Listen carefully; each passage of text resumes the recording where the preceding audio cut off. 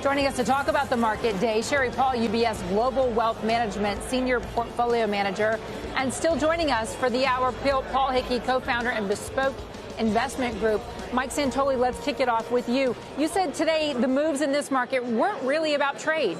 They really weren't. I mean, I think trade, obviously we had the kind of official commemoration of the trade deal. The market had already kind of put that in the books. No real fresh news, but the market has held up okay.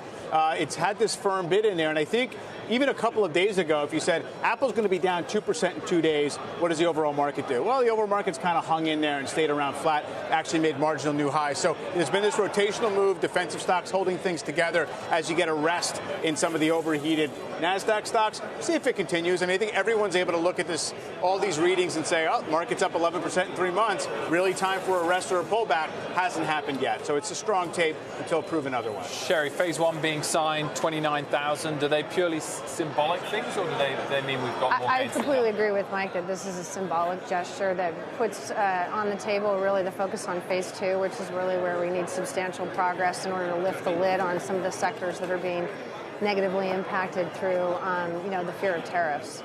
And so moving on from that, I think it's going to be important. You have a $200 billion commitment from the Chinese to buy American goods and services. About $35 billion of that goes for agriculture. When you go out and you talk to the farmers, you know that many of them have lost their biggest customer.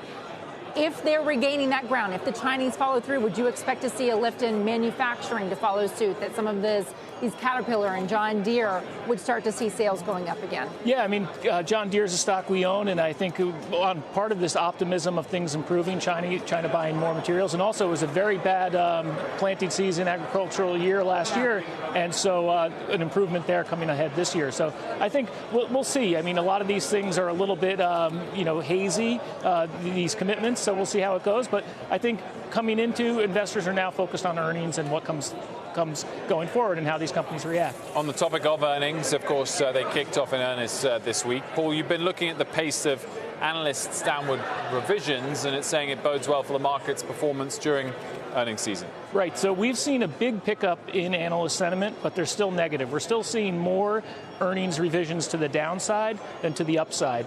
And historically, when you look through at the performance of the market during earnings season, when you have that low bar, more negative revisions and positive revisions, the market averages about a gain of 1.8% during earnings season. Positive returns 80% of the time.